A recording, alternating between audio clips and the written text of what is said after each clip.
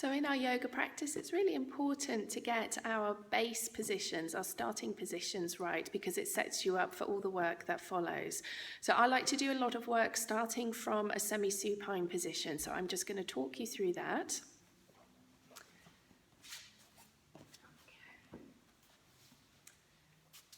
So with the semi-supine position, we're lying on your back. And the first thing to think about is your spine. So you want to have the spine in a nice straight line, and that includes your neck. So check your neck is in alignment.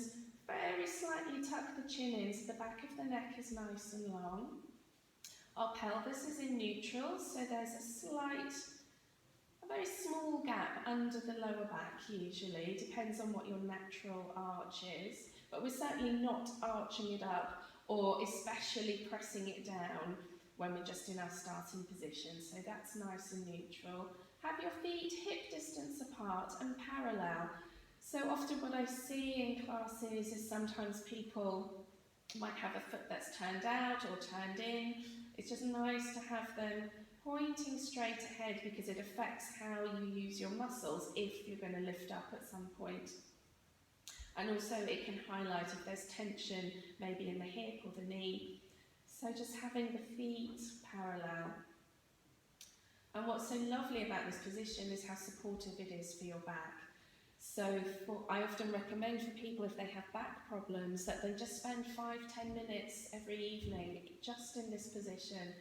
And because we're in contact with the floor, your back muscles can release because they know that it's safe to let go because your back's not going to fall into a difficult position.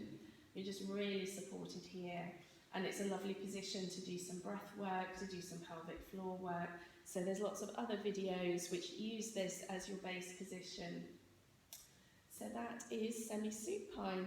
Now, for some people, particularly maybe if they have some ear and balance issues, or their neck is particularly stiff, or their upper back's particularly stiff, it may be that lying completely on the mat is not suitable, in which case just having a block or a rolled up blanket or a small cushion can just help this upper spine release. If you are comfortable on the floor, then it's more beneficial to be on the floor, but if you have restrictions in your spine and you need a little support, then by all means use whatever you need just so that you can get as much relaxation and release into your neck and your back as possible.